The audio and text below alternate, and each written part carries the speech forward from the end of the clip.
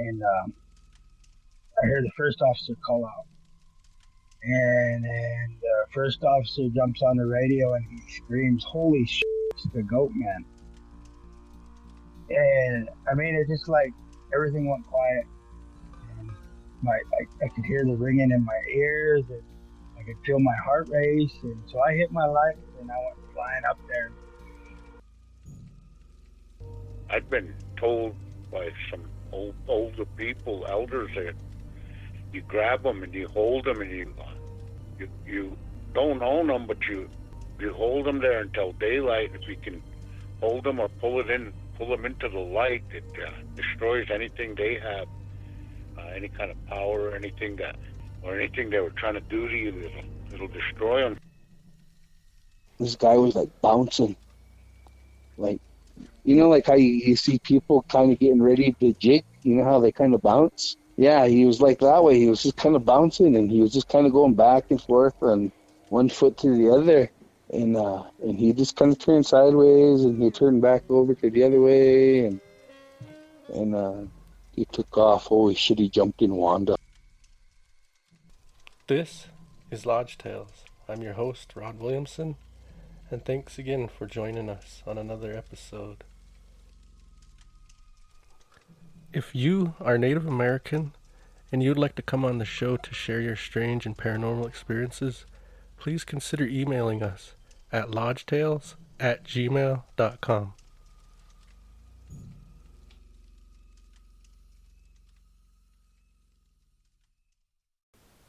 Welcome back to Lodge Tales, everyone. I just decided to run Terryn's last part of her interviews with me, and she shares stories that she was told by, our aunts and uncles. One of them's about this laughing cow. Another one's about this snake spirit. Then she tells her own stories about she heard like thousands of voices one time when she was running through the woods. More about voices outside their house.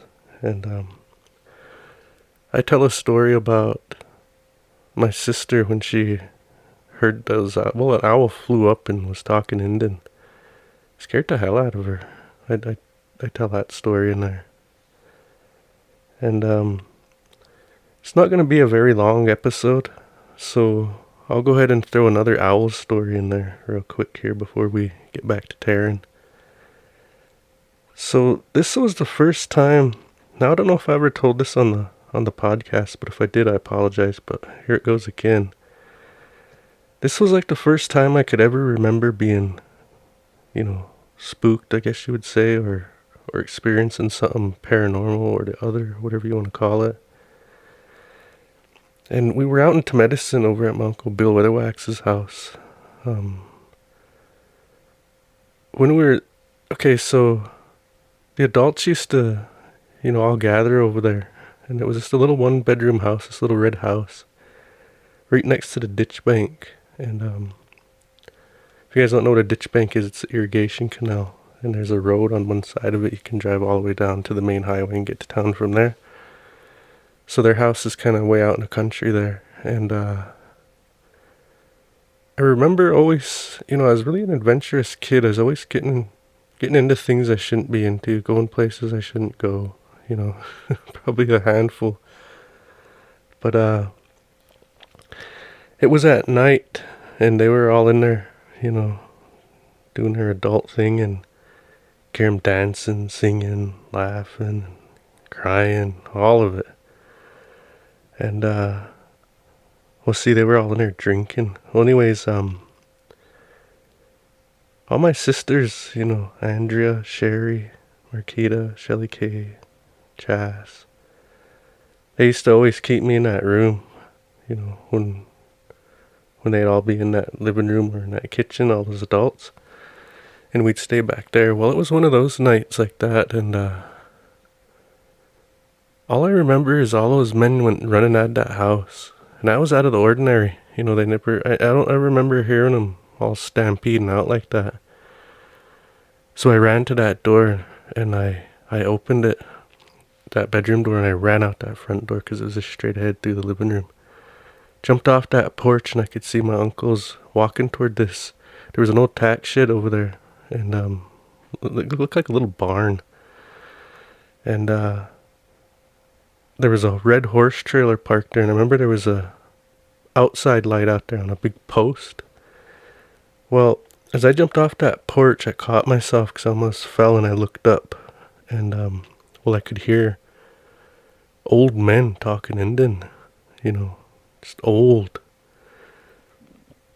And as I looked up on that horse trailer, I seen about, I don't know, it's a handful of owls up there, 7, 8, I don't know, there's a bunch up there.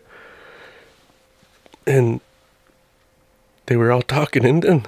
Well, really, I could just hear 2 of them, but those other ones were kind of making mumbling sounds too. But I heard 2 of them talking, but I didn't know what they're saying. And I remember seeing my Uncle Darrell reach down and grab this old siphon hose, and he was throwing it. They were chasing him away. And Bill, I want to say James was there too. And they were throwing rocks, whatever they could at him, chasing him away.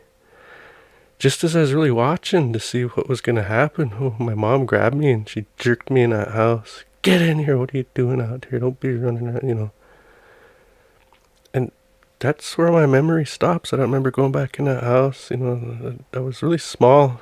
I kind of did the math on this, and I was about, I was in Head Start. I still had braids. And I got pulled back in that house, and I remember as a kid just thinking, what was that? How do birds talk?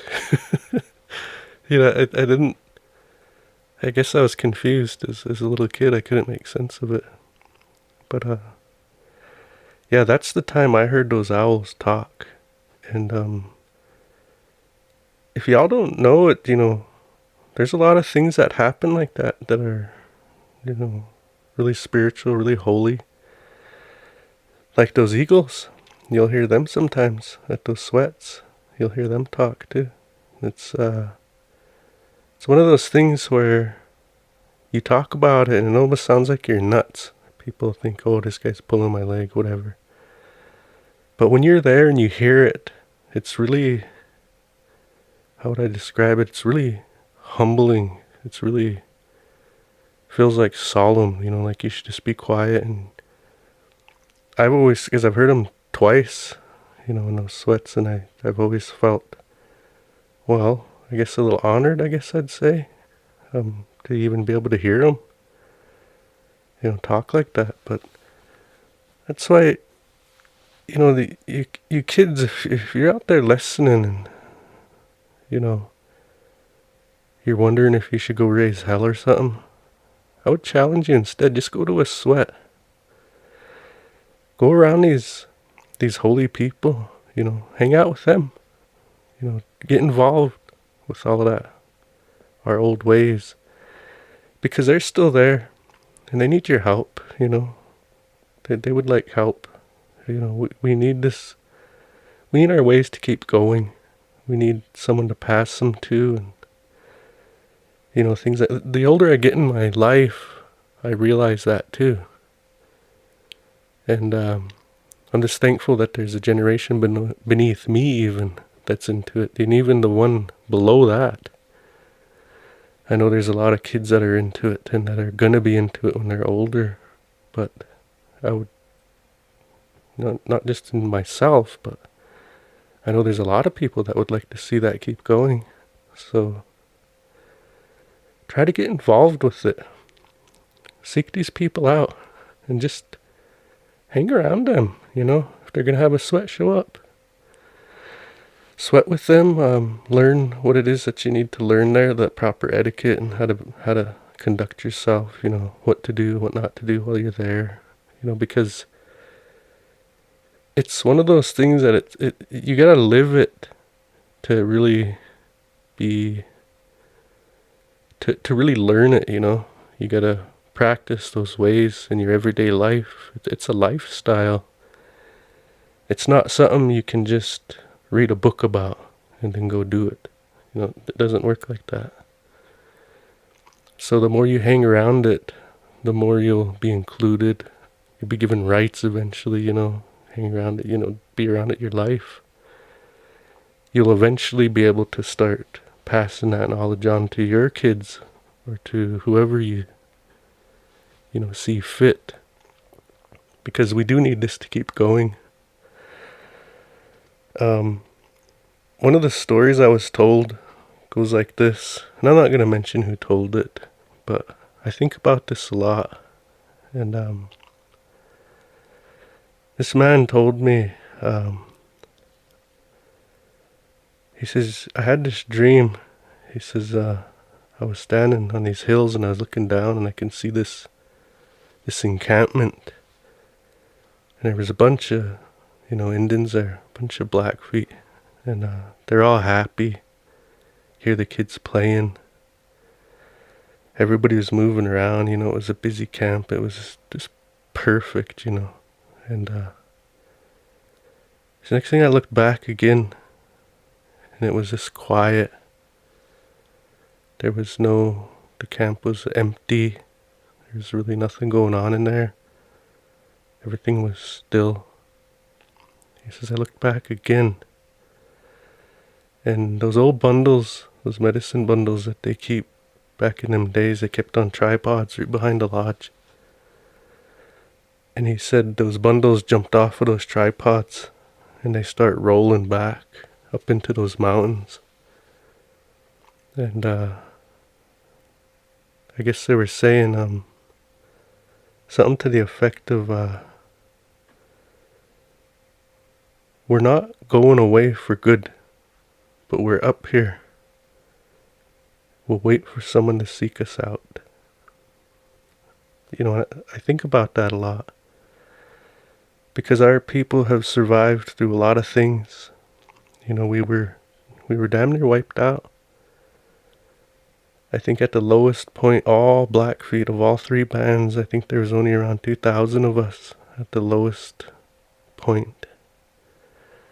Whereas in the highest point of population of us, there was around, I want to say upwards of 200,000, maybe more, before the coming of the white people. And we've made it through all these horrors, through pandemics, through, war, genocide, the boarding schools.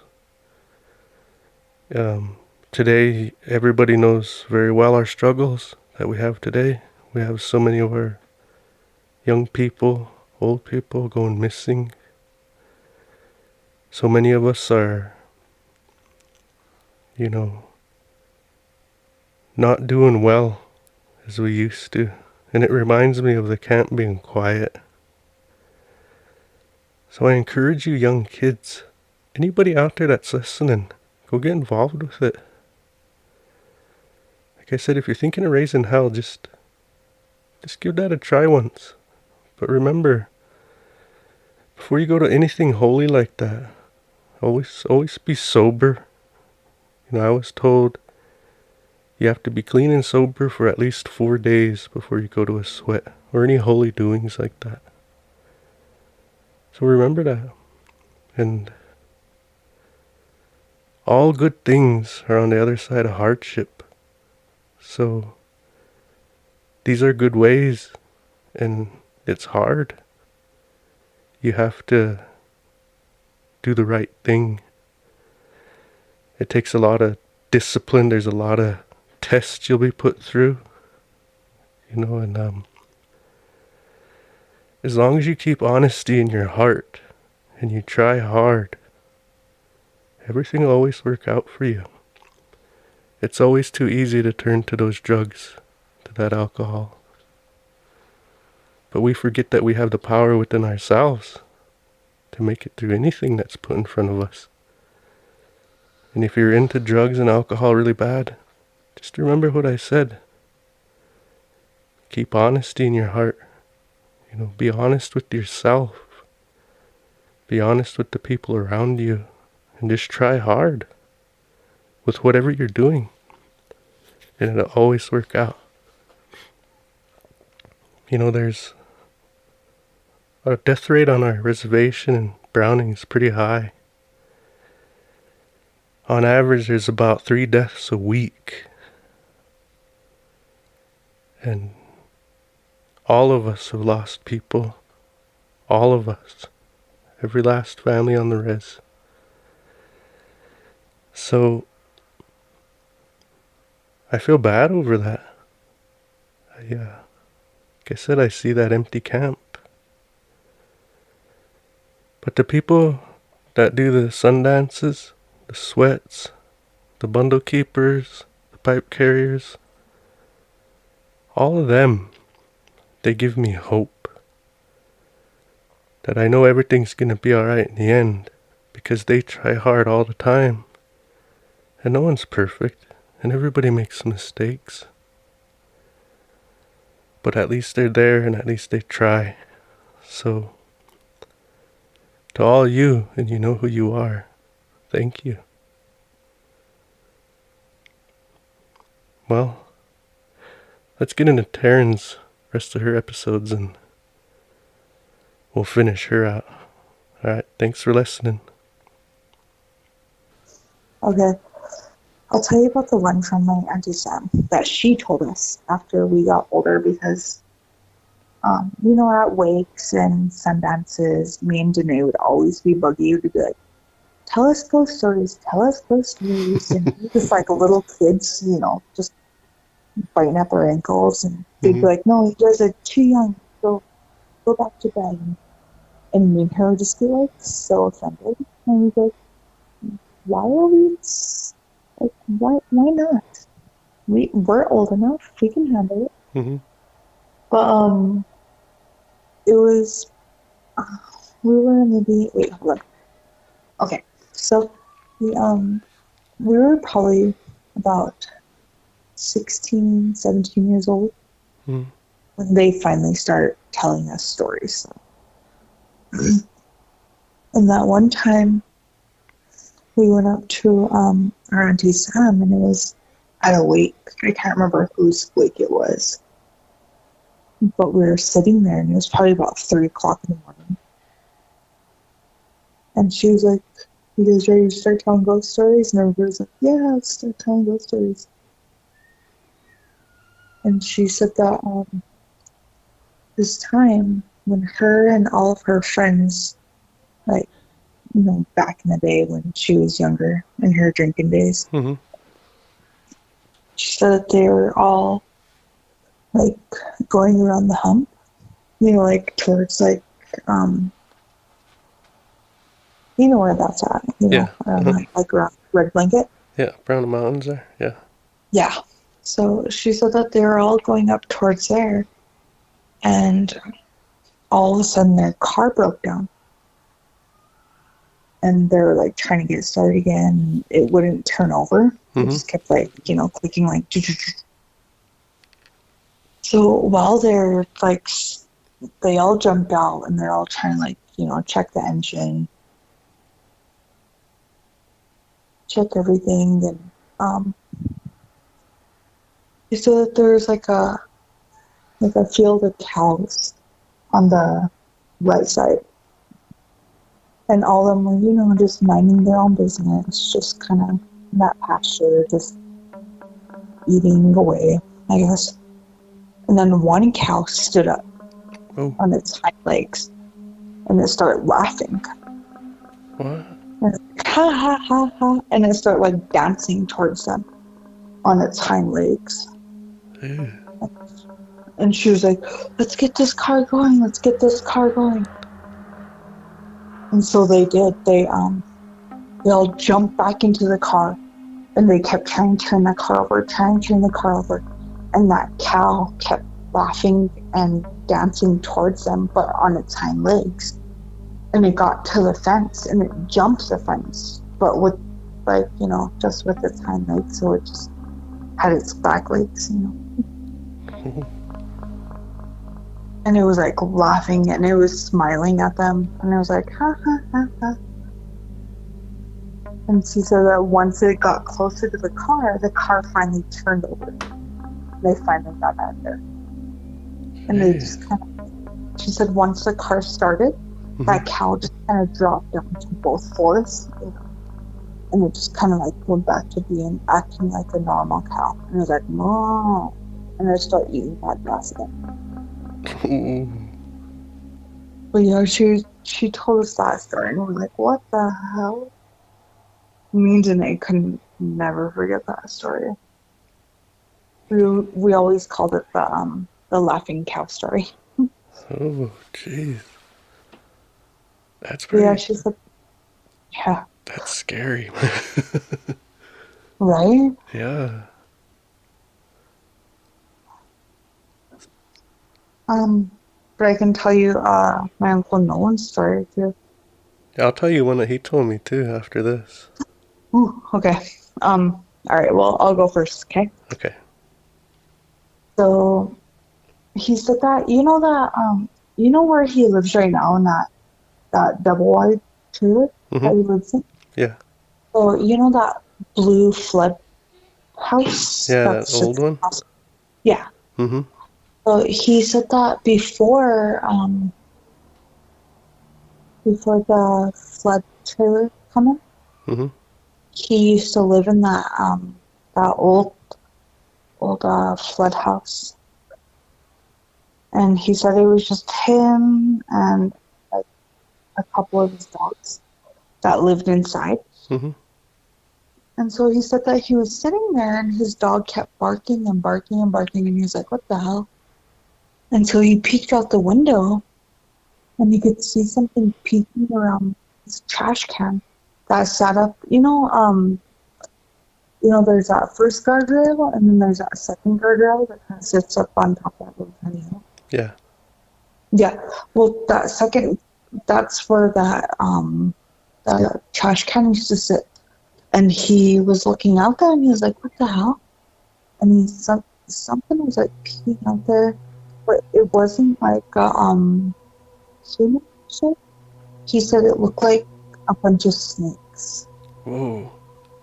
And so he just kind of like drew his blinds back and was like, oh shit. And he went and ran, like he grabbed his gun.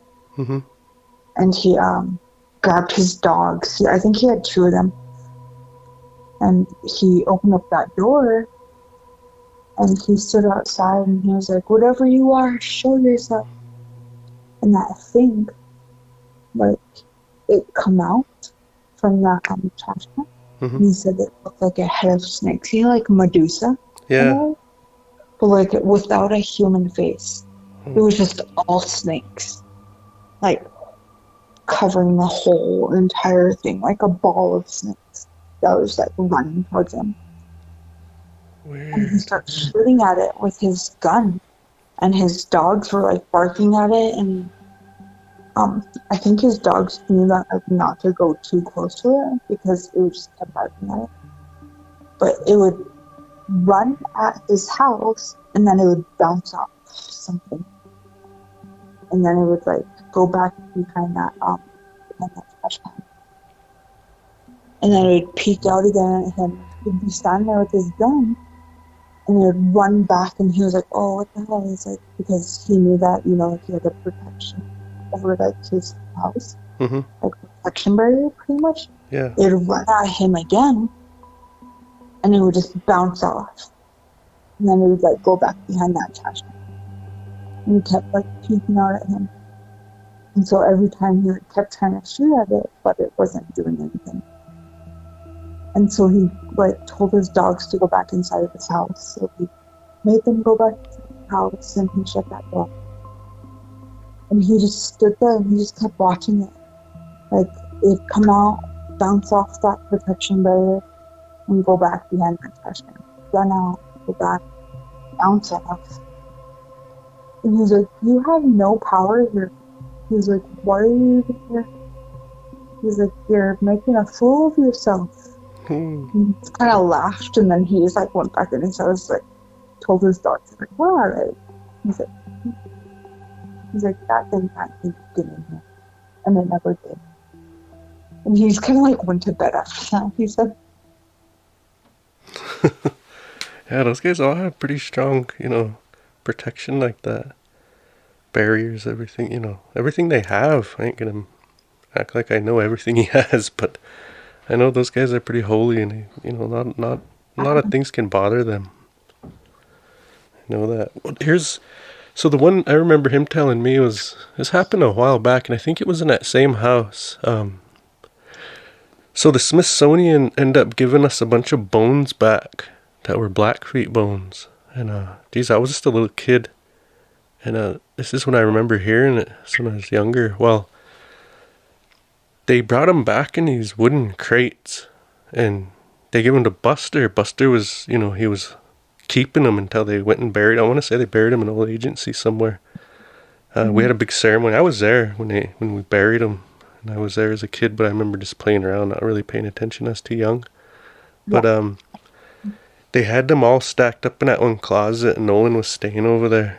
And well, you know how he can draw? He really draws good.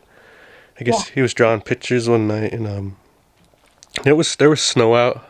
He said he heard a truck pull up, and that west door he had barriered off, like blocked, like locked, so you'd have to come around to that east door and use that east door.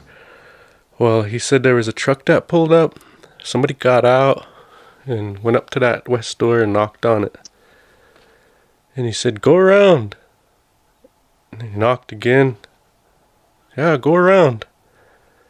And he said, they come around, walked into that other side of the door, knocked on it, and he said, "Come in." And nothing happened. He said, I guess they don't want to come in, then. Whatever. Keep drawing.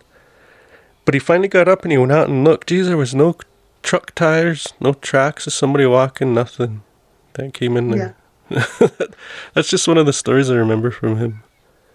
Oh my God. Yeah.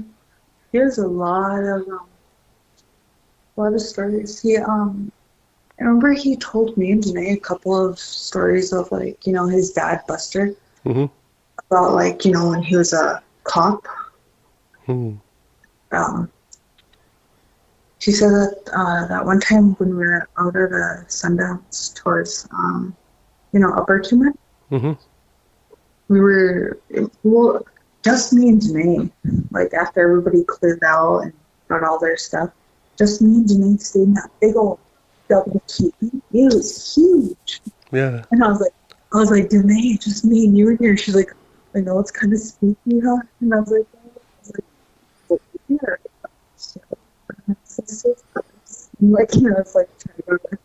But then we just could not go to bed. And so, because we had to keep that fire going. And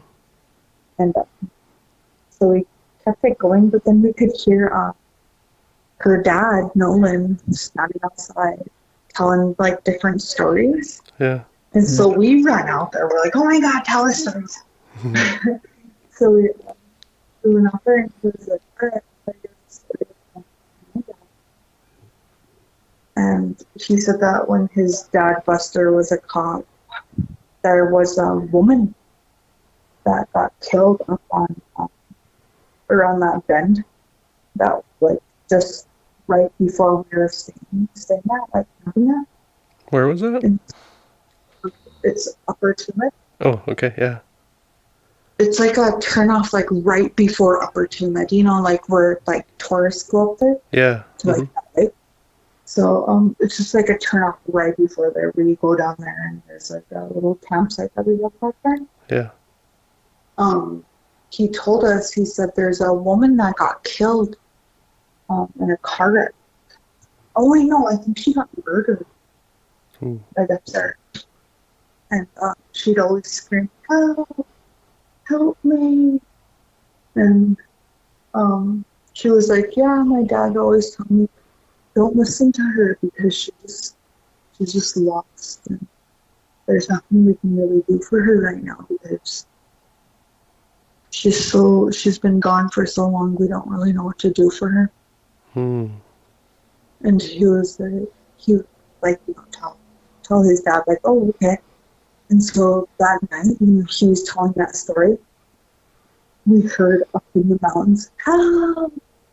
Help me!"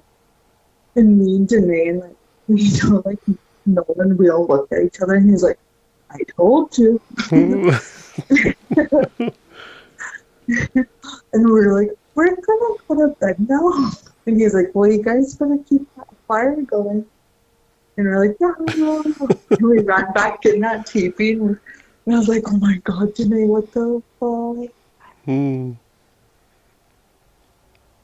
That's Yeah, that crazy. was back when, that was back when Buster was like I think he was a sheriff or a cop. I don't know, something like in the 50s. Yeah, he was chief of police at one point. Yeah, Mhm. that's when that happened. That's sad. Yeah, and he, for him to tell Nolan that, and then no one told us that, and then we heard it that night. And I thought that was so scary. Like, I felt like the blood coming. It was just like draining out of my face. I was like, oh my God. I remember that one time, when the very first time you called me and you told me that you were starting up Lodge Tales. Mm-hmm. And I told you, I was like, oh yeah, I have a good one to tell you. And it was about the time I ran across the bridge, like in the middle of the night from Joshua East to Joshua West. Yeah. I can tell that story. Yeah. So it's pretty good. And okay. So it was back in 2012 at a graduation party. And everybody there was like, you better jump in or else you're going to get left. So everybody started jumping into vehicles and I just followed my friend. So when I did, I didn't realize how drunk she was. Mm-hmm. She, as we got further down the road to the stop sign from the crossing of Highway 89 and Joshua Road East, that's when the car broke down. And that guy looked at me, he's like, hey, what are you going to do? Because I don't know what I'm going to do. I said, well, I looked at my friend, I said, Tiana, you need to run with me. I was like, my house is not that far away. I was like, we can run. And she was so far gone. So I was like, I'm just going to go because my house is on Joshua Road West. And I said, I'm just going to run. So I looked at her and she was like incoherent. And I just like felt so bad looking at her. Like, I was like, fuck, I'm leaving my best friend. Mm-hmm. But I need to save myself because I'm not going to stay here in a broken down car while my house is not even like a mile away. So I am just going to go. And I just jumped out from the door and I start heading towards Joshua Road West. But that's like quite a ways. Yeah. So I start running down the highway, sprinting down the highway. Back then I was like in really good shape. Yeah. So I could. And I, like, soon as I just remember, like, when I was running down it, there was like a light behind me, but it just slowly started to fade away as I start entering the tree line. Mm-hmm. And as I entered the tree line, it just went completely black. And all I could hear around me was like nothing but whispers for like thousands, not hundreds, like thousands of whispers all around me. Uh-oh. And I was just running. I could not stop sprinting, and I was like yelling out loud. I was like, "Please stop talking to me. I'm just trying to get home. I live here. I grew up here." And so, like, I was like telling them, I was like, "My name's Terryn Williamson. Please just stop talking to me. You're scaring me. You're scaring me." And after I start yelling, "You're scaring me," Mm-hmm. it was like the whispers kind of start fading away, just like a little bit. And then I got to the bridge, ran across it, and then I went down Joshua Road West. And that's like where I seen an opening of the gate towards my cousin Angel's house. Mm-hmm. And I seen that opening, and I just went for a beeline, and I just started sprinting down that field. I mean, I didn't care if there's like gopher holes or anything. I just was just sprinting to her house because I could still hear like, like I couldn't understand what they were saying to me. But they were talking to me, but I don't know what they were saying. And I was just telling them back, like, please stop talking to me because you guys are scaring me. And then as soon as I got out that tree line, they kind of slowed down. They stopped. After I got close to the Angel's house, after I hit like that, like where they would have like that medicine, medicine days where they have that track for horses. As soon as I hit that track, and I was running straight down, that's when it stopped. But I was like sprinting. I mean, good thing I was like back that day. But as soon as I ran up to Angel's house, I was banging on her door. And she's like, "Oh my God, Tom." She's like, "What's wrong with you?" And I was like, "Just bring me home. Just bring me home. I can't run all the way to my house." And she was like, "Okay, we can do this." And so she got me to her car, and she brought me down to my house. And she was like, What happened to you?" And I said, "I don't want to talk about it. I really don't want to talk about it." She's like, "Really, tell me what happened." I was like, "There's voices on the trees." And she was like, "Okay." She's like, "I don't want to hear it now." Oh, that's creepy. Yeah, it was the most scariest thing I've ever experienced in my life. Jeez, I used to take Brian and Daniel out. We'd go on night walks down there. Oh no. Yeah, I'd take them out, and one time, let's see, who was it? John Lee was with us too, and I can't remember that other kid's name, but yeah, there was about 4 of us. You know that old trailer that used to be way down there past that slough? Yeah. In that little field there? Yeah. It's so creepy in that thing at night, but I'd take those boys, we'd walk all the way down there at night, and I'd walk into that trailer, and we'd stop right before it, and I'd take off, and I'd run inside that trailer trying to scare them. And they were scared to stay out there by themselves, but they were also scared to go in. I was just messing around with going in, and I was telling them, "Look, don't be afraid of the dark, that's just, I was just at the military, and, most of our ops are at night, so I was trying to, show them how important the night can be for you, at times. Not just don't be afraid, you can use it sometimes." So that's what I was trying to do. But we'd go back, we'd run back through that trail. Geez, I'd take off and I'd out sprint them.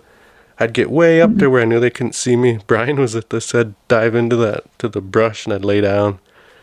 They'd all come running by, and then I'd jump up once they ran by, and I'd sprint past them again, this time from behind. Oh my. I just kept messing with those kids. That was a lot of fun. But anyways, we never got bothered down there, ever. At night when I was down there doing that. Yeah, we never did. Oh my God. You should have heard what I like. Oh my God. Because I was like sprinting through those, like across that tree line, across the bridge, and then straight up, take that right onto the Joseph Road. Yes. God, you should have heard those voices. I don't know what they were saying. I really, to this day, I can hear it in my mind, but I don't know what they were saying. It was just like, but it was like 1,000 voices talking all at once, like in my ears, and I had to scream like, "Please stop talking to me. I'm just trying to get to my house." Like it was like I was pleading just to get through that tree line. Man, I'm glad I've never heard anything like that down there. Oh my Probably wouldn't god! take those kids down there. Probably wouldn't do any No, of that. oh my god, no, no, for sure. It was horrible. Or like that one time when me and Raquel, we were sitting there, and it was just me and Raquel. I don't know where anybody else was. I don't know where Brian or my parents were. It was just me and her sitting at the house, in that trailer. We always kept the kitchen light on because I don't know why. I think we always felt a little spooky. But that time, she was watching cartoons, and I was sitting on the computer, which sat perpendicular from the TV. So I was in the same area as her. And, it was in the summer, so we had the windows rolled open. Because that trailer, you have to roll back in olden days. So you have to roll those windows open. So when that happened, we had those windows open, and I could hear people talking.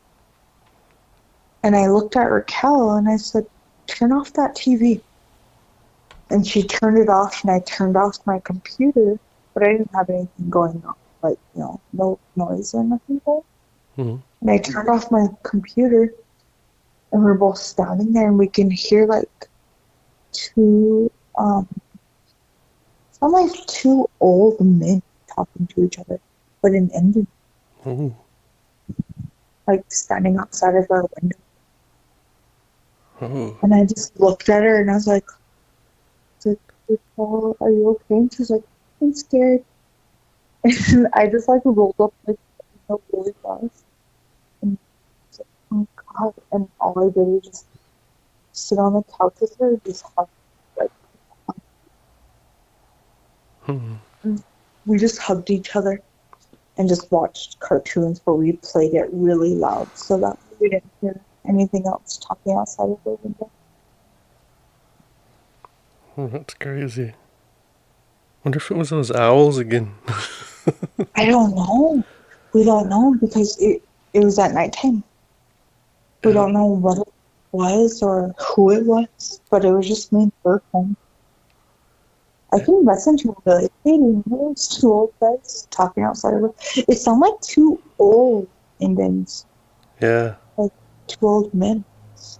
That's how they sounded when I heard those owls talking. They sounded like old men like that talking Indian. Really? Yeah, there was just one that flew up and landed on that well, see, we put that big porch on your dad's house when me and Amber lived there. We had the college come out, and they did a project, and we had all the material. That was Colleen's porch that she was going to put on her trailer, but never did. It was still set beside that house, and we just brought it over there. They set it up and got it all tacked onto to that house where your dad stays now. And anyways, there used to just be a porch that went straight off, and there was two handrails that led off that Grandpa had built there. And she was sitting out there talking on the phone, and one of those owls flew up and was talking to her in Indian. And yeah, she ran in, and I guess it was saying "Help me, feed me," but saying it in Indian, Oh my god. Yeah. I see oh, that makes me so that just gave me goosebumps. Yeah, because the way they were talking, it was two of them talking to each other. Dude. And that's because me and Raquel, we turned off the TV, turned off the computer. We just stood there and we listened really close to that window, and they were talking back and forth to each other. And I just rolled up that window really fast, and I just grabbed Raquel and I was like, "Are you scared?" And she was like, "Yeah." And I was like, "Yeah, me too." And I was like, "But we'll be alright." I was like, "If they're gonna do anything, they would have done it already." And she was like, "Yeah, that's true." We were both really little, and we didn't know what to think or like, why would people be talking outside of their windows? Mm-hmm. But yeah, I just grabbed her and I just held her and we were just both hugging each other, watching TV. But we were scared, but we didn't know Jeez. what to think of it. I'd be scared too, Cripes. Oh yeah, I mean, you can hear it. It sounded like two old Indians talking to each other for sure. I got one more story. Okay. It was just when I was probably about maybe 7 or 8, I guess. Mm-hmm. I fell asleep. Well, JJ, my cousin JJ, Mm-hmm. he was out at the house, and I remember falling asleep on the couch. And Raquel, she was, big mama's baby. Yeah. And she would always sleep on my mom all the time. And I woke up because I heard, wake up, Terryn, wake up. Ooh. And I was like, I was laying there on that couch and I was like, oh my God, you guys are buggy. Because, it's my little cousin and my little sister. I was like, God, you guys are buggy. And then I kept hearing, Terryn, wake up. Terryn, wake up. Terryn, get up. Come on, Terryn. Get up. And I was like, what? What do you want? And I stood up and it was pitch black in our living room, in that trailer that we lived in. Mm-hmm. It was pitch black in there. And I started feeling on the couches. Nobody was there. Whoa. And I was like, okay. And I was kind of like back up to my brother's room. Because, his room was like right off the living room. Mm-hmm. I just ran inside there and I just slammed that door shut and I crawled into bed with him. And he was like, what are you doing? And I was like, I kept hearing something calling me to wake up. And he was like, well, just lay by me. He's like, you're all right. Just lay by me. Then he was like, well, who did it sound like? And I was like, it sounded like JJ and Raquel. And he was like, well, JJ went home, right? And I was like, yeah.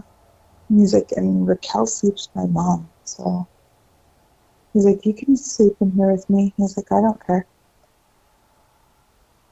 And I was like, okay. And so I don't know. I still don't know what was telling me to wake up. Yeah. Jeez. There you go.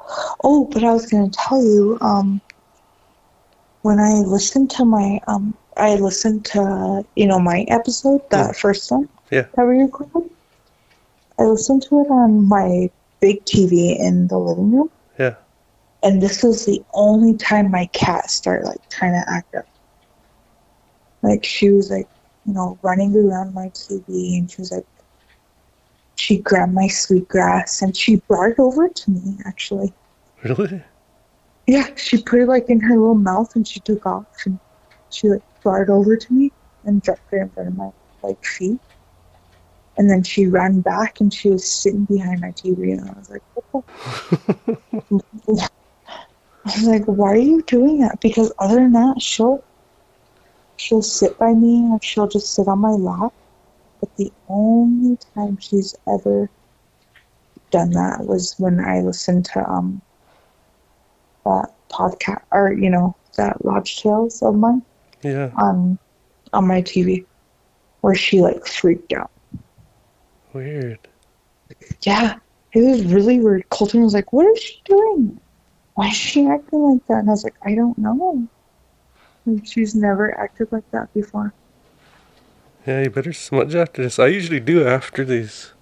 We talk like this. I usually smudge after I'm done. Oh yeah. Yeah. That's too. I just, because when you're talking, you might bring them up and they might, start coming around again. I just don't want that, And I also pray for the person that I do the podcast with, if we're telling really scary ones. I usually smudge and mention that person in my prayers too. I just don't want nothing to come around.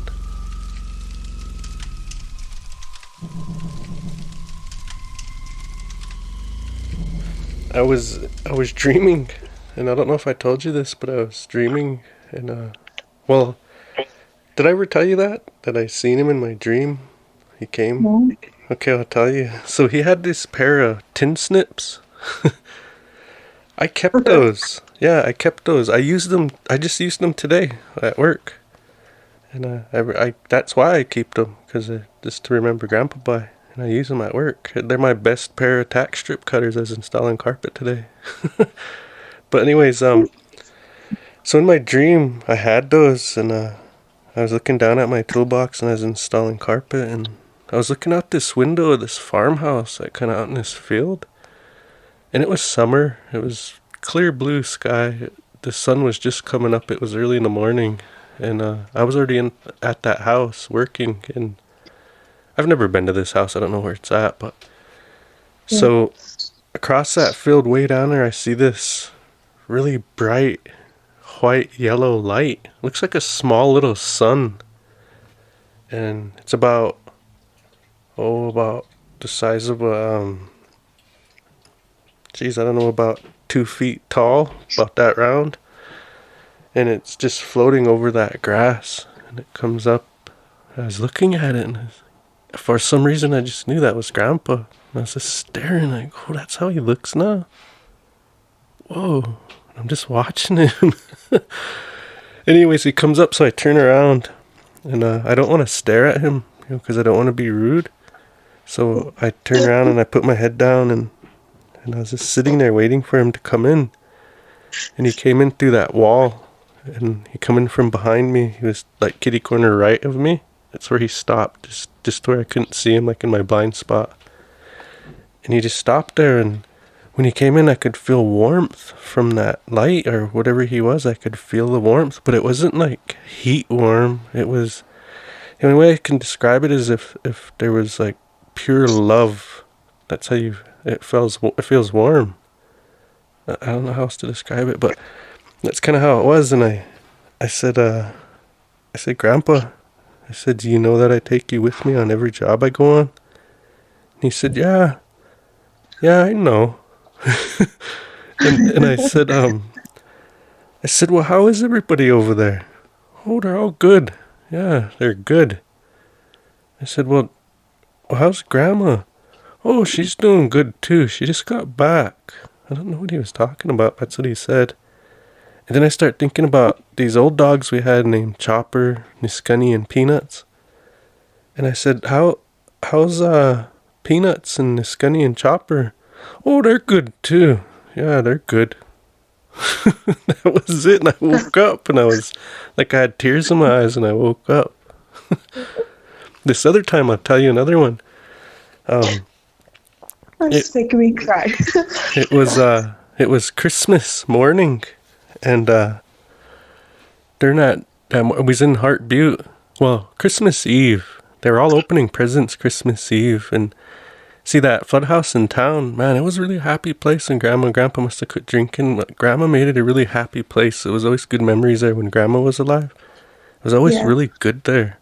Then they finally moved out to that house in Temed. They just had it built. But they stayed at that flood house for a long time. Anyways, that morning, or that evening, they were all opening presents. All those kids are happy. Ann and Daryl, all the kids, grandkids, they're all there. And I was standing there just back from everybody. And I said,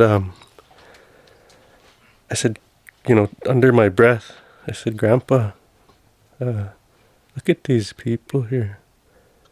I said, I don't even think they know how blessed they are right now. Do you remember when I was small, Grandpa, that we used to have this? I said, I just want you to know I'm thinking about you. And I said, no, you don't have to, but, just give me a sign. I'll know that you heard me. But you don't have to, Grandpa. Just, if you think of it, just go ahead. And so that night, me and Amber made a bed on the floor, and we fell asleep and woke up that next morning to a phone call. Well, just before that phone was ringing, I was dreaming, and I came to and I was looking around and it was summer. It wasn't winter, it was summer. And I looked down at my feet and I was like, what the hell? I had on like these really high moccasins. They went up. It's almost like they were guarding my shins from stickers or something. How I had them tied. Had on like this little breech cloth thing, and I looked at my skin and I just had dark skin like a full blood. Yeah, I did. And there was these two little boys. One was about 8 and the other one was about 12. And I start looking around and I know what I'm doing. Jeez, what the hell I was thinking? Why am I so confused? I know what I'm doing now. And I was telling them, all right, well, this is what we're going to do. When all those buffalo come, you see these rocks we got piled up like this? And I was making a shape like a V. They're going to have to come through here like that. It's going to channel them out. But you guys on the sides down there, you need to jump up so that they go through that part and we chase them off of that cliff and they fall there, and that's what we'll get them. And I was teaching them that, and we're all talking Indian, and that little kid kept messing up. And so finally in Indian I said, you, if you do that when we're out there, your family's gonna starve. And if you want your family to starve, then do that again. Well, I was really scolding him like that. And just as I said that and I was teaching him, I got pulled at that. It's like I was back in time or something, but I got pulled out. And it started getting tunnel vision when I was pulled out. But all last vision I could see is those two boys. And that young one, he cupped his hands over his mouth. And I could hear him yelling something. Wait, what? I don't know how I willed myself to not get pulled out there, but I even got closer to him. Like that ring got bigger, I got closer. And what was that? I heard him and he was screaming at me. And he said, Appa Skinna. And I said, what was that? I know I heard it, but I want to hear it again kind of thing. And he yelled it again. Appa Skinna.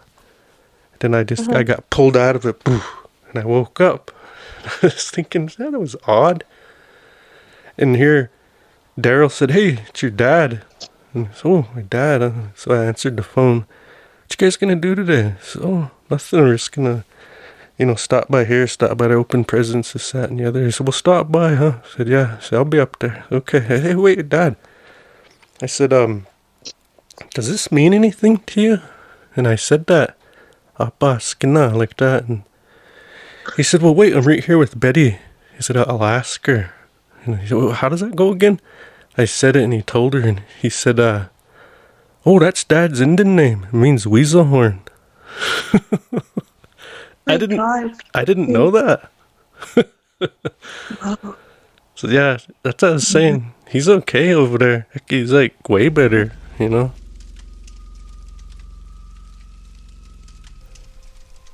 Well, thank you all for joining us again. And that does it for Terryn.